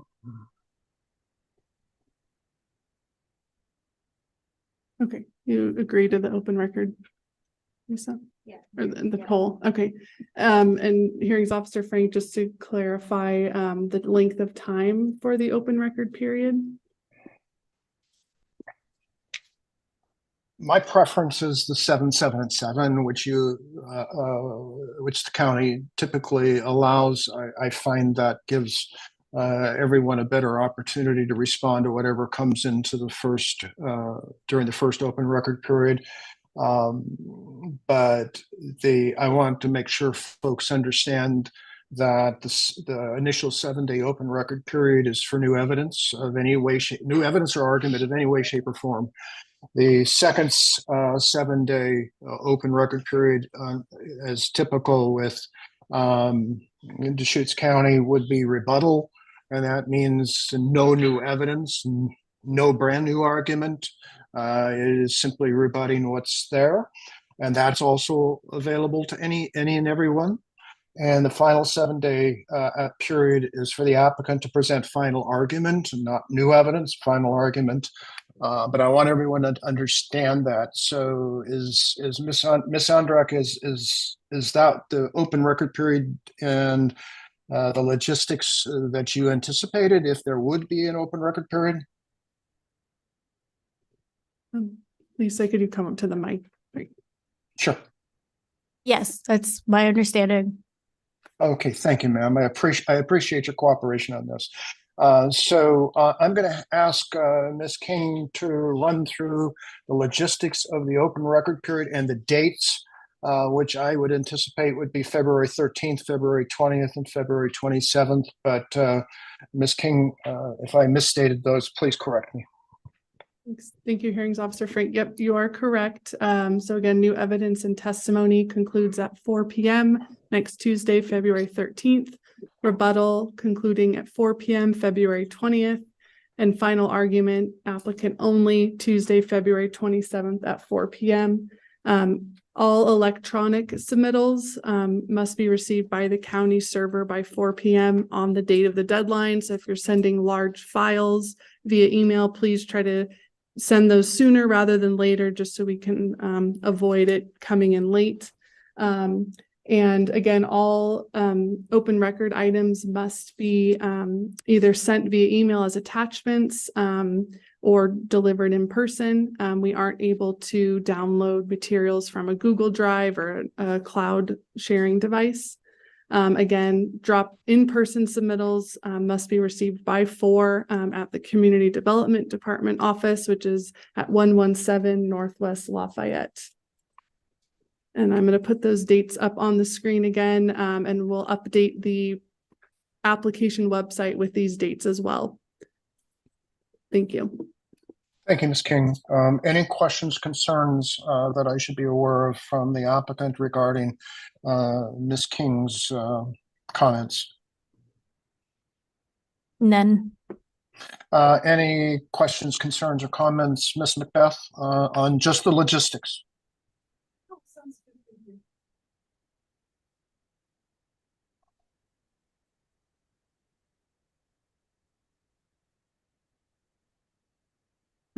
Carol, maybe you have to come to the front. I don't know if he heard you. I did not. This is Carol Macbeth for Central Oregon Land Watch, and we agreed to all of the open record period deadlines and to the circumstances that were outlined by Ms. King. Thank you, Ms. Macbeth. All right, so the oral portion of the hearing is going to be closed shortly. There will be an open record period as described by Ms. King put on the screen and will be on the website. Please don't push the limits. Please don't push the limits on getting something in. I always feel like a teacher when I say homework is due at a certain time. Ms. King has set out the homework deadlines, and I would appreciate that we don't get into a dispute over whether or not a deadline has been met. I also don't really look forward to any arguments or disputes over whether or not there is any new evidence or new argument during the rebuttal period. And I certainly don't wish to have any arguments from or discussion on my part with respect to the final argument. It only includes argument, no new evidence. I don't expect any of those folks, any of you folks to make those kind of errors, but I really do appreciate things on a timely basis and kind of following these logistical rules. With that then in mind, we will close the oral portion of the hearing. My decision is due within 21 days of the date the record closes. The date the record closes is February 27th, 2024. So my decision will be rendered within the following 21 days. Thank you. We'll close the hearing.